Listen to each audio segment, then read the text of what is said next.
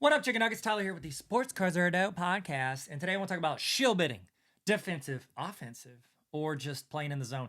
That was weird.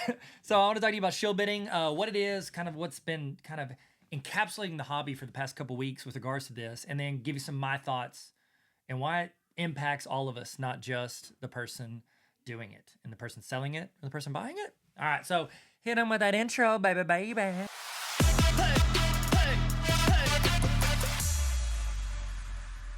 What up, Chicken Nuggets? So I want to first off apologize. I didn't post any last week. It was a pretty busy week for me, coaching my kids basketball, but also the main thing is my dad had quadruple bypass surgery. Who would have thought dipping nicotine is bad for you for like 50 years? So don't do that. But also, he went well, surgery went well. Been going to the hospital every day, visiting him, and so he's doing well. Hopefully, get out soon. You didn't ask for that, but I'm letting you know that's why I was absent. I went and got the milk last week, and I'm sorry about that. So let's talk about shill bidding. And I would love to know your thoughts in the comments, but as always, please keep it kind and respectful to anybody, even if you disagree. So the first thing, let's give a quick recap of what happened. So this big time, I think he invests in Collect, which is like a media network for cards and collectibles. His name's P. Ryan, or that's his username, I guess. P. Ryan is what he's known as. Him and Dr. Beckett. If I get any of these facts wrong, just correct me in the comments. But him and Dr. Beckett were talking on video or podcast. I don't know if it's both, but they were chatting about some auctions they had going up, and they said they do something called defensive bidding, and that is when they have a card or something on auction and it's not reached the number they want to sell it for, and they would rather have it back. What they'll do is they call it defensive bidding, which is where they'll say it's at $20. They don't want to sell it for anything less than $100. They'll bid up to, $100. And if it sells for $80, they'll buy the item, like essentially have a real buy through, and they'll just pay the, 10 to 15% fees that they would get. So it'd be like an $8 to $10 on a lower item at that cost. And so essentially they're paying a little bit of money, like 10%, to not sell their card at 60% of what they want out of it. And they were acting like this was okay and normal and that everybody does it. And there was like a whole other thing. I don't want to go into it because it sounds like it was resolved. But that P. Ryan guy, instead of like admitting that it was wrong, he's like, well, everybody does it. And he like subtly referenced like Jeff Wilson and Tyler, he got the Teapot that works with him. And then Teapot was like straight up like, yo, bro, I did not do that. Showed all of his bid history on all of his Andre Drummond cards and like was totally clear. And I think Jeff Wilson was too. And then the guy, P. Ryan, even said he would donate like 50 grand to a charity because, he falsely accused them. And so that's the thing, you hear stuff in this hobby all the time, and just because you hear it and you want it to be true, you kind of believe it's true. And again, I'm not saying, I don't know. I would assume that they don't shill bid because they, kind of exonerated of all that very clearly. But that was very interesting. It shows you a lot about that dude and how he reacted to this, because the hobby kind of went crazy with P. Ryan's and Dr. Beckett's like normalization of this, which we all kind of agreed is terrible. Like, it's not okay to shill bid. And you're like, okay, what is shill bidding? I'm sorry, I didn't even explain that. Shill bidding is whenever you, either yourself, through a separate account, or through like getting your friends to bid up on an item to not sell it for a lower price, or to jack up the price for honest bidders. There's several eBay accounts that are just like notorious and known for doing this. It's like Mulholland or something. They do a lot of basketball cards. Toll Card World is known for this. There's 2 or 3 that I mentioned before that I personally know because they have a lot of my guy, Jordan Poole's and Jared McCain's and players that I like. They have a lot of their cards, and I follow those searches, and I'll bid up on it and I'll lose, and I'm just like second bidder, but I lose to whatever it is, and then it's relisted on their site like the next day. That is a clear sign that someone is shill bidding up their own items because they're relisted immediately after they're quote unquote won. Another way to see if it's shill bid is on eBay. You can't see the full username, but you can see like when people are bidding, you can see their amounts, and then you can see like their eBay rating. And usually if they have like 0, 1, or 2 as their rating and they're bidding a few $100s on cards, it's probably not the first card they've tried to buy. And if they're bidding it up, that's usually a shill bid under a separate account. So those are kind of the indicators for it. Is it illegal? To my knowledge, it's not technically illegal to bid on your own items and you guys, how many times have you guys sold an item on eBay and somebody's like, can you cancel it? My kid did that, whatever. So it's not technically illegal to cancel a bid or to have someone do it. It's just a really dirty, icky thing that we kind of collectively as humans agreed is not great. And slapping a new label of defensive bidding, they didn't call Shill, defensive bidding, doesn't make it better. It's just you're putting lip gloss on a turd. You're changing the name of what you were doing that everybody felt was pretty icky. And you're trying to justify it by saying, well, I'll pay the fee. I get that. But what you've done, if you do that, you're now creating, because the way our hobby's set up, that creates a comp. It's a false comp, essentially. You've now bid up to an amount and saying this card is worth this, even though it was your card to begin with, and you're just buying it back from yourself. You're creating a comp that is now going to be used at card shows all around the country as a comp, as a legit comp, even though you're not a legit buyer. You were the owner of the card who didn't want to lose it for a certain amount. And so it's a really gross, dirty thing that a lot of us have agreed is not great. Personally, I don't think I know I've never done it. I think the closest I got, and I'll be completely transparent with you, when I first got into collecting, it was like one of the first things I put on eBay, and it was at like $1, and it was like a $40 or $50 card. And I think I remember texting my buddy Chris, and I was like, "Hey man," I was like, in our little group text, I was like, "Yeah, I'm scared. I might be asking y'all to kind of buy this from me." But I think I thought that, and then I kind of thought about, it, I was like, that's terrible. So I like didn't have them do that. But like that was when I first got into the hobby, and so I say that not to say like, "Oh, you're shill bidding," like, and I've never done that. But what I will say is I understand the feeling. I understand the feeling of not wanting to lose so much money on a card that you're like, at that point, I'd rather keep it.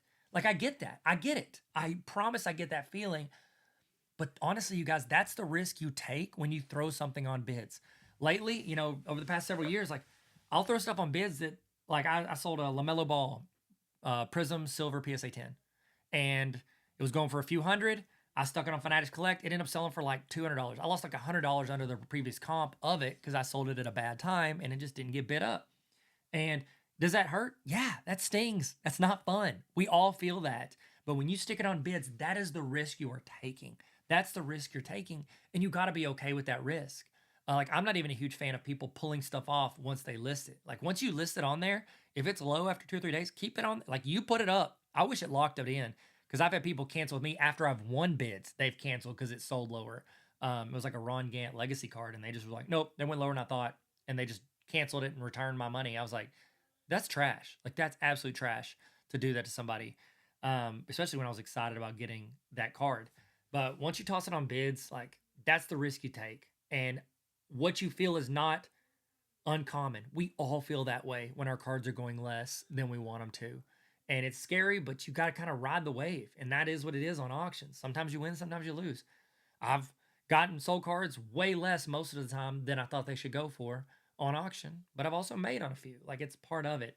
If you don't want that to happen, if you don't want that feeling, stick it as a buy now and wait it out and see if the market adjusts and buys it for a buy now. That's what most of my cards on eBay, I think I have like 1, maybe 2 on auction. The other 150 are all buy nows because I would rather keep them than sell them for less than what I have them listed at. And when people throw me an offer, I decide, do I want to go for that or not? Like, that's the best way to do it. If you're concerned about that feeling, put it on buy it now and just leave the offers open. And don't get offended when somebody lowballs you, because they will. And it does hurt your feelings. That's also normal. So keep in mind, that's the price you pay for auctions. And if you don't want it to go less, stick it as a buy now. That's it. I'm gonna not repeat that. So let's talk through a couple different things that we can learn from this. What can we learn from some of the other negatives? It raises that price, creates artificial bidding wars, and it forces honest buyers to overpay for things. And here's the other thing. This is the reason it matters that this doesn't happen, and why these companies like eBay, Fanatics Collect, all these companies need to care about this, because these auction sites rely on bid integrity. Like, if these bids aren't real, all these comps that we live on with this like stack of cards, literally that no play on words, stack of cards. If the comps aren't real, then this entire hobby loses trust in those comps, and it makes it even harder to like talk about values of cards if these comps aren't real. And so, as somebody, like, as a place that like doesn't have set prices for what things are worth, it is dangerous if we can't rely on it. Okay, so 3 thoughts for the hobby on this, and give your thoughts in the comments. Number 1, shill bidding breaks the number 1 rule of collectibles, and that is trust. If the buyers don't believe in the comps, they stop bidding. everything's going to go down if we don't trust the comps and we don't are willing to pay that amount because we don't think it's worth or we're going to get it ripped off. So it really screws things up and it leads to an inaccurate market correction because you lose 2 or 3 bidders who would raise that card's value. Number 2, the transparency is going to be the new currency in this hobby. These companies are going to need to be more and more transparent. That Snipe one that, what's his name, Probstein opened, I went on there just to check it out and I try to be aware of all these companies. One thing I do like is it shows you who bid, their full account name and how much they bid. Like this shows the full bid history. Arena Club, if you go buy a card through Arena Club, it shows you the transaction history of that card, who bought it, from who, and when. Like, I love that transparency. Again, you can't have that all the time when you sell in person or you trade or whatever it shows. But these companies, eBay included, they should have transparency with regards to bids and who's bidding and why. And then when they suspect stuff or when the community reports it, they need to act on it. Like we have this on social media sites all the time. If somebody says something inappropriate or comes in and says something rude, we need to be able to report it. And if they get enough, they need to be able to block these accounts. And number 3, this might accelerate the move towards like sealed bid, fixed price, or verified ID stuff. If we can't trust these comps, these companies are going to have to take responsibility and like lock in these things in a way that we can't watch these things go under. Like we can't watch them go under what the values are or be shill bid up to be fake comps. Okay. Tyler's personal opinion. I told you earlier, like I had the thought when I was like first got into collecting, I was like, this would be terrible. But then it's like, when I stepped back and thought about it, I was like, yeah, never mind. Don't do that. Like, don't bid on it. Like you realize like, that's not bad. And I think it's just like 2 of my best friends. And I always said it as almost like a joke, but I would not want anyone to do that. But it's like, I get the feeling. Start your bids at what you're comfortable going for and let the bid ride there, or buy it now or keep it. Like, you got to be okay. Once that auction locks in, you got to be okay with it. And it hurts, but you got to get to that point as somebody who's selling cards, in my opinion. I'd love to know your thoughts in the comments. What are your thoughts on this? I don't think it's like evil. Like we shouldn't like, ban it from, like, people learn from their mistakes, and like the culture of the hobby kind of course corrected for them. And he's come out and apologized.